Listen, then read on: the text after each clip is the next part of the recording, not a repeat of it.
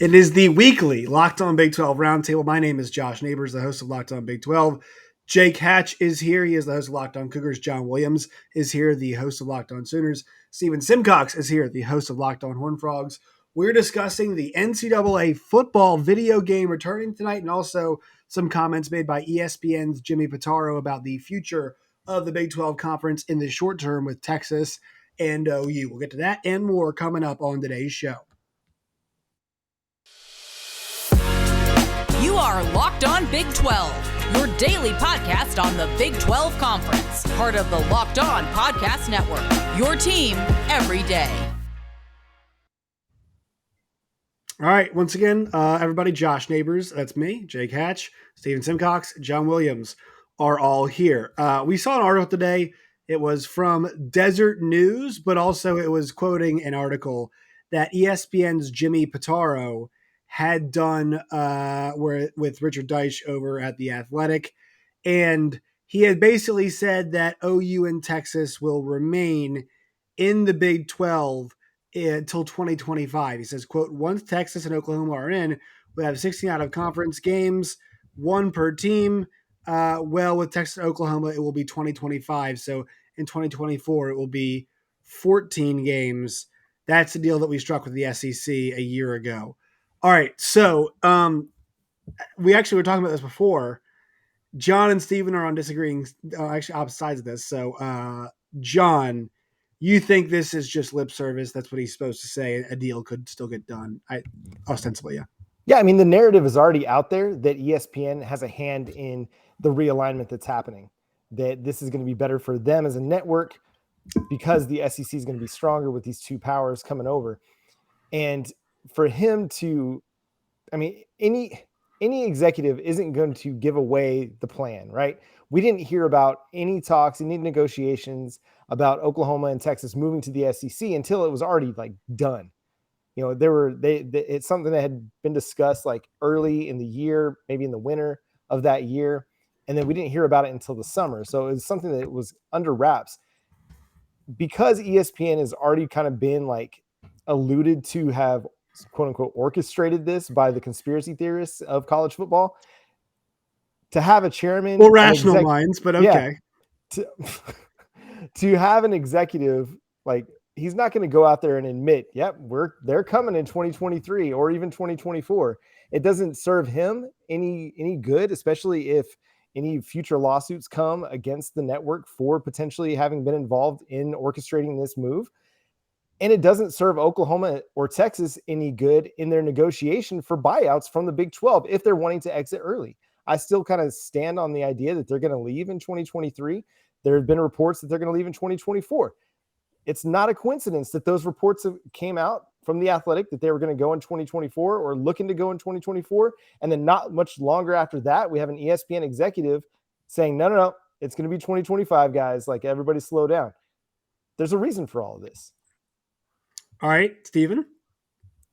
Yeah, I mean, I think overall, I think we all agree that this is a dumb situation. Like, that's sort of the overarching theme of this discussion is that obviously these two teams want to leave.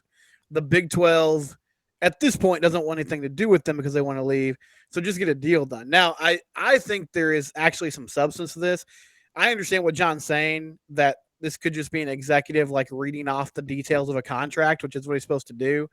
But I think this is out there enough that he, like, if there was sort of a wink going on, he could at least level with everyone and say, like, hey, we're negotiating this, but here's where it is right now. The fact that he didn't even really allude to that tells me that maybe this is more likely than we want to admit. I want them gone. And it's not anything against Texas or Oklahoma. Like, I get it was a monetary decision, but like, just get out. If you don't want to be here, like, get out. And I don't even care if the Big 12 like waives the fee and says, just go. You don't have to pay all right. money. Okay. All right. Let me stop you there. Yes, you do. No, I don't. Yes, you do. That matters for the future of the conference, Steven. Steven doesn't want the alimony. He doesn't want the child support. Do you know how much money there's? Isn't it like $50 to $100 million? No, it's $150 million. Yeah, it's $150 million. The exit fee. Does it go in my pocket? Well, no, but it goes to the school you went to. Okay. Who do you think's taking the money? They're going to listen. No, I understand. Like, I understand the importance of it. I know the Big 12 is not going to do it. I'm just saying, like, me personally, I think it's dumb that they're even in the conference at this point. So, like, if they waive the exit fee, I get, like, the future of the Big 12. Yes, monetary compensation, blah, blah. I don't know. Like, tell Heim Barbecue in Fort Worth to put $50 million up. They're probably not doing that. Like, make it work. I just, like, they don't need to be there. It's a silly situation. Make it work. Make it work. I'm not the one paying the expenses. Like, just make it work in my pocket. It's like the same people that are like why is so and so this recruit, like, I'm so mad this recruit is getting this much money before he even steps on campus. Why do I care? I'm not paying the money. It's not coming out of my pocket. I don't care. Man, I miss you, Steven.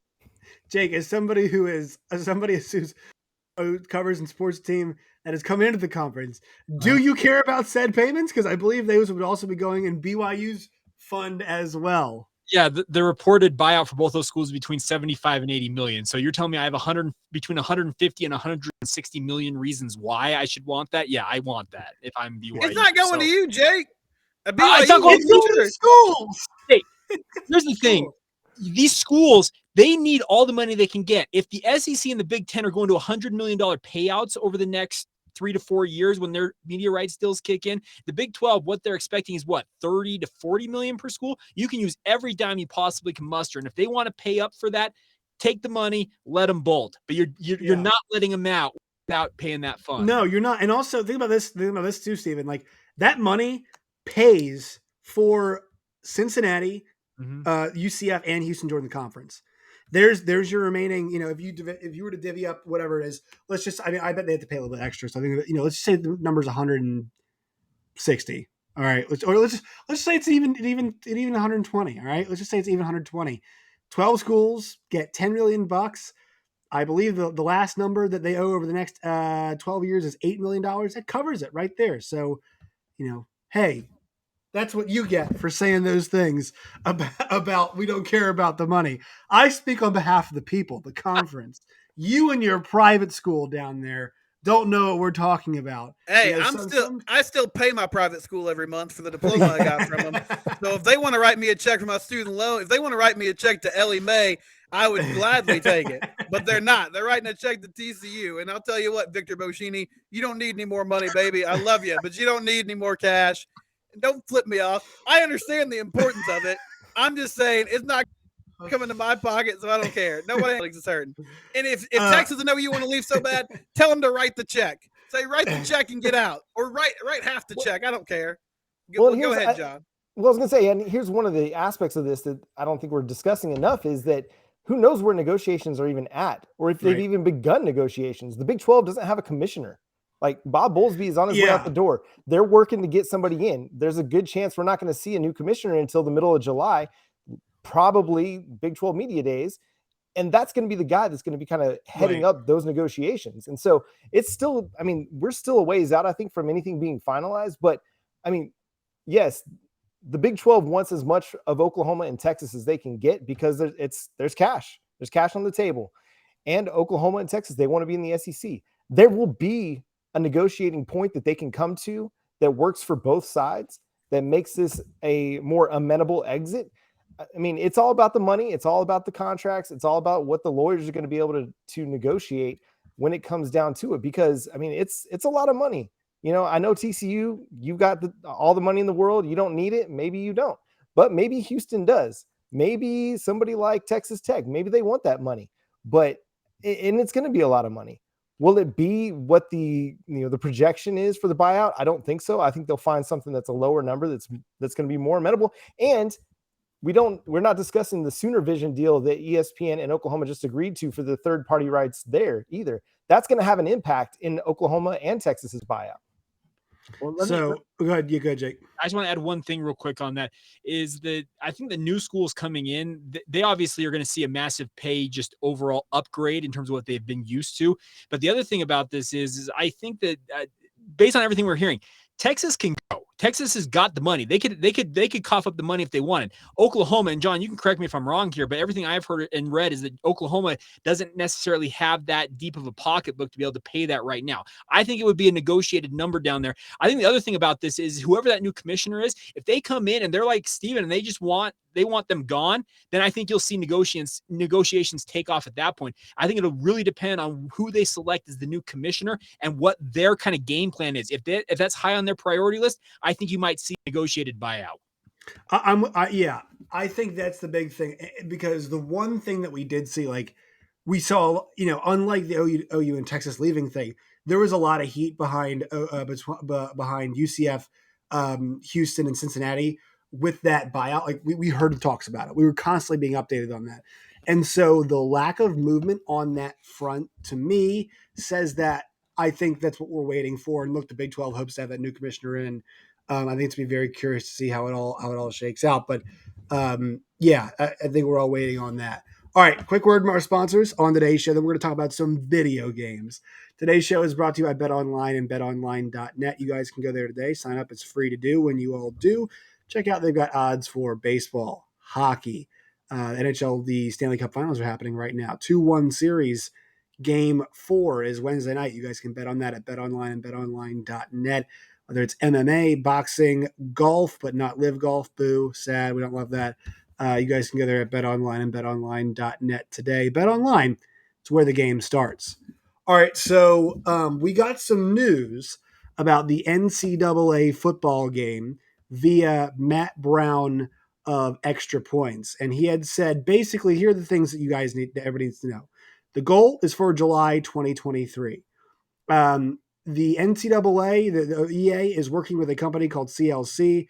They handle licensing for like most of Division I. If I'm not not wrong on that, I believe it's like a lot of the schools. Some of them are not with them, but basically they handle all the licensing for those schools. So if you want to see, Kansas and Kansas State in the game, they probably are handled by the CLC, the same company. Just to give you guys an example, they're also trying to work right now on name, image, and likeness for a majority of players. They're going to either be one of two things. Either A, they're going to get what Matt Brown described as a critical mass of players into the game and then go and get the rest of the individual guys they have to.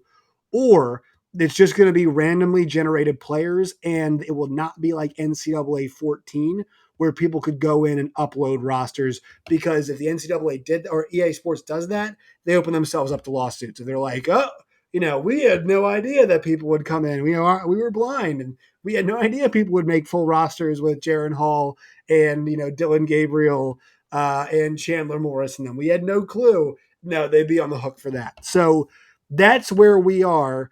Steven, all that in mind, will you be getting the game when it comes out? And is the random generated players thing a huge sticking point for you? Or do you feel like I'm just glad to get a game back?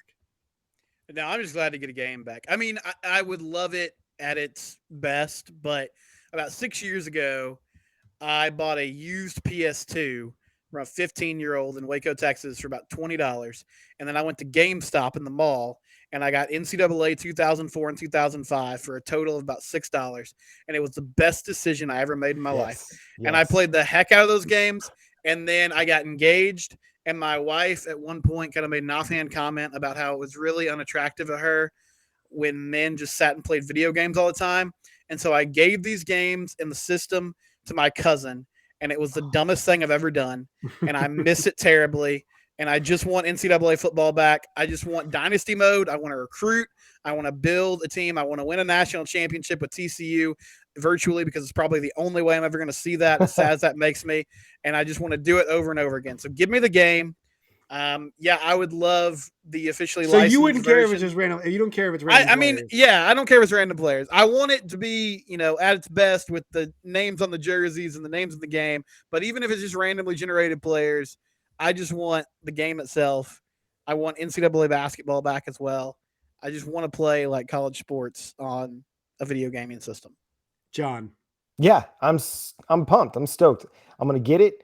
And I'm kind of like Steven. I don't care what iteration we get it back. I just need to run some triple option. Like, give me some triple option out there, out on the football field. Let me take the University of North Texas, because that was the team I love to play with, because I love to like build them up, schedule the 3 powers as my non-conference games, go in there, beat them, just running straight dive and option plays nonstop, and get UNT into the Big 12 by knocking out somebody else and then win national championships. That was a lot of fun. I mean, obviously you could have won with Oklahoma. That'd be a lot of fun too. But there's something about taking something like Akron or UNT and building them into a national power and getting into the Power 5 and earning your way up the leaderboard. And so, yeah, one of my favorite things to do is take one of my running backs, either the first or second guy on the depth chart, make him a quarterback, and then just run the option nonstop. And it worked. It played out really, really well. But I mean, I remember playing when it was just numbers. Like, you didn't have even computer generated names. Yeah, you were just running numbers out there.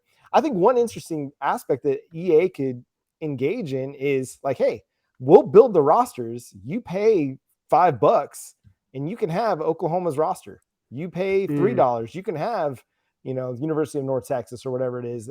Just another way of, I mean, yes, it's going to be gouging add-on us, fees, gouging us, but I mean, it could be a way to get money into the players' hands. It's a little bit, a simpler kind of 1-for-1 deal. Like, if you download a roster and a portion of that goes to Oklahoma and it goes to their players, and kind of like the word is escaping me as I just finished my 7th shift in a row.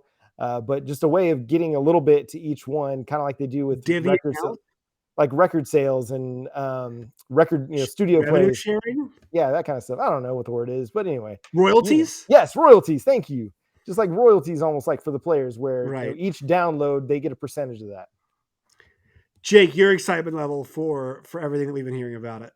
I spent more all-nighters playing NCAA football than I did in college studying. I can tell you that's all you need to know. The Hatch household growing up, NCAA is the soundtrack of my childhood. The mid-2000s run from 2003 to 2006, those versions are the best versions of the game. So the fact that you gave up the 04 and 05 version, Steven, hurts me in my soul. Just guilty. I still have an Xbox 360 that's hooked up to my main TV in my house. I have NCAA 14. I update rosters all the time. I play all the time. Like John, I usually select the University of Hawaii, and I make them the national power. That's the team I've kind of adopted. But I love this game. The interesting part about Matt, and I've had some discussions with him about this, because I've actually known him for quite a while. They're hoping to get some sort of a framework where players can sign off to have themselves in these games.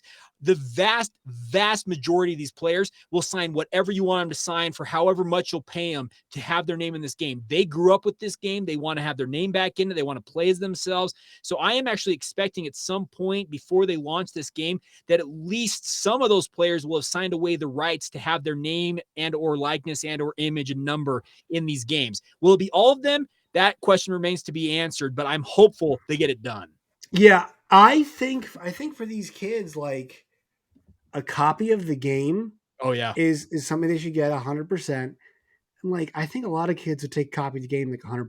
Hey, John, the one other thing I pass along to you guys is I have a deal with my wife.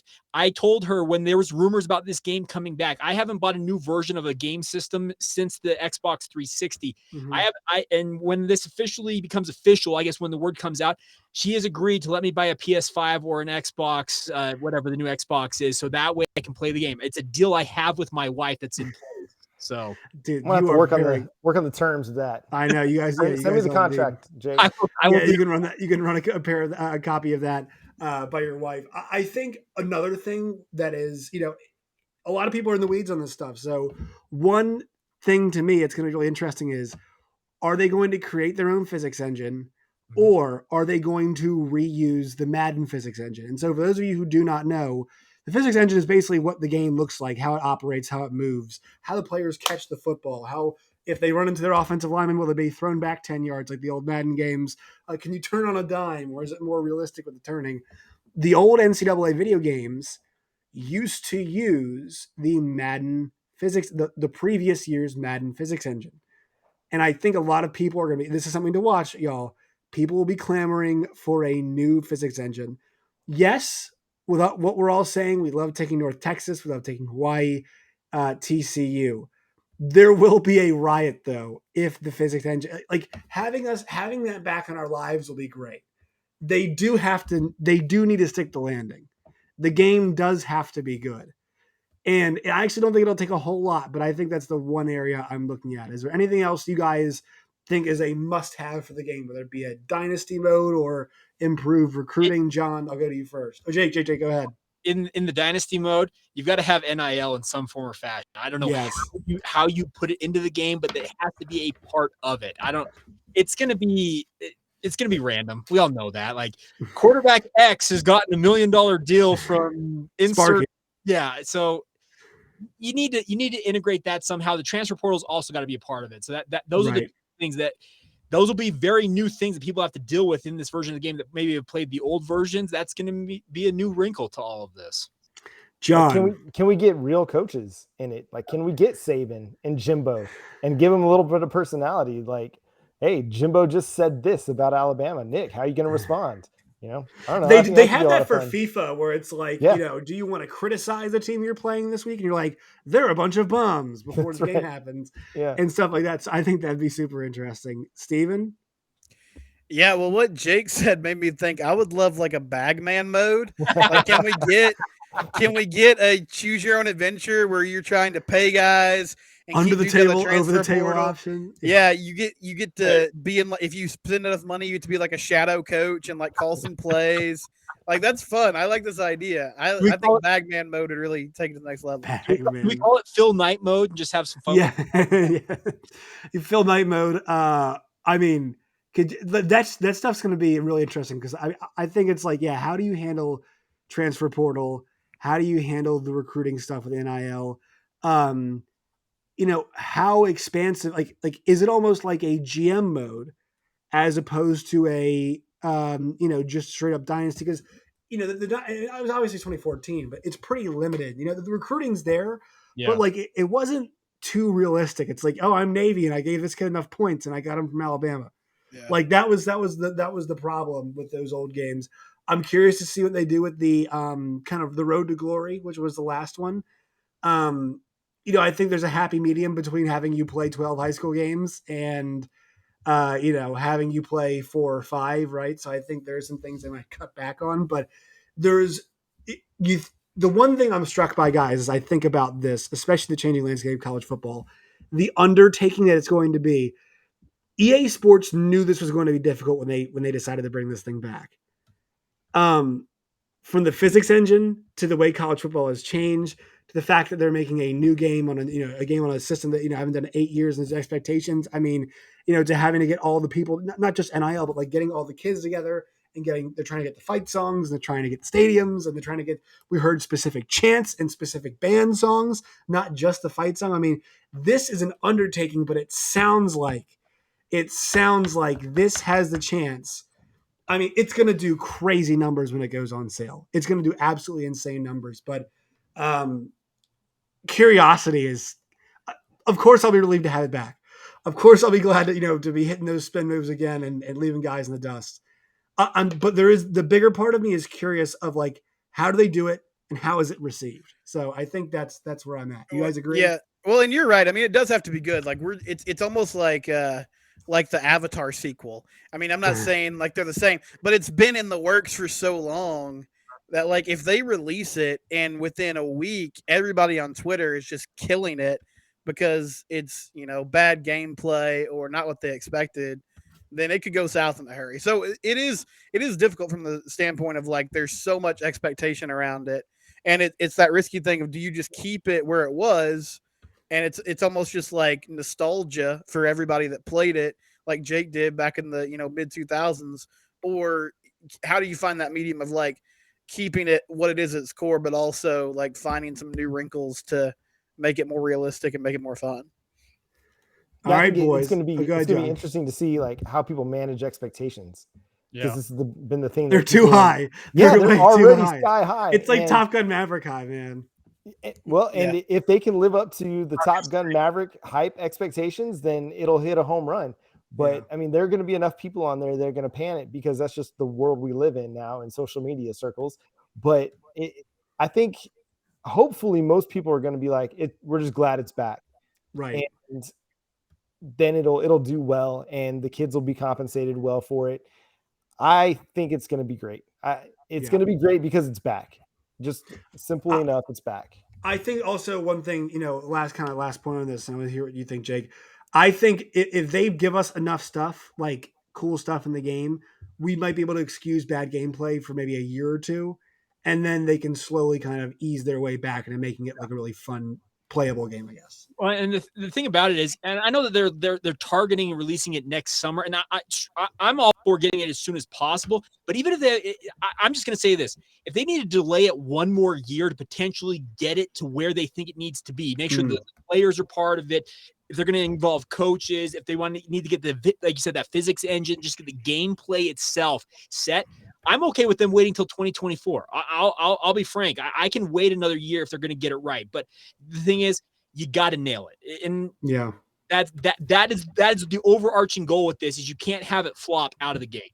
It's a big plane. They got to land it. That's really, it's the flaming plane from the third Star Wars. They got to land that thing on the runway. All right, everybody. It was fun as always. Time for plugs.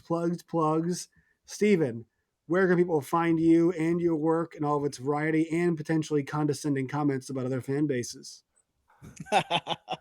Well, if you hear these dumb takes and you think, man, I want more of that, it's Locked On Horned Frogs is the show, at Locked On TCU on Twitter. I'm at Simcox Steven on Twitter. And yeah, that's the best place to find us. We're also on YouTube now as well. So subscribe to my channel, please. Congratulations also to John. John, we might be saying double congratulations again next week if OU does the diamond sweep. The Sooners are one game away from the College World Series. Golly, it's correct.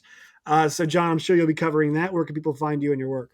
Yeah, you can follow the show on Twitter at Locked On Sooners and on Facebook, Locked On Sooners Podcast. You can follow me on Twitter at John9Williams. Sorry, again, 7 shifts. Williams. I no longer know how to speak. At John9Williams. You can also read my work covering the Oklahoma Sooners at the Sooners Wire. Also subscribe to the show on YouTube as well. You guys, I'll just go right now. I'm losing my mind. You guys can find me on Twitter at LOBig12. You guys can find me at JoshNeighbors_. You guys can find the show wherever you get your podcast and on YouTube as well. Jake Hatch, last but not least. Yeah, search out Locked On Cougars, Facebook, Instagram, or Twitter. It's all the same handle. You can find us there. We're on YouTube, wherever podcast, just search Locked On Cougars or Locked On BYU. We found out if you actually still search Locked On BYU, it pops up that way as well. So it should be easy enough to find. If you want all of my thoughts on all things sports, my personal Twitter handle, you can find me. Jacob C. Hatch is the handle. Gentlemen, it was a pleasure to talk to you all. We'll see you guys next week.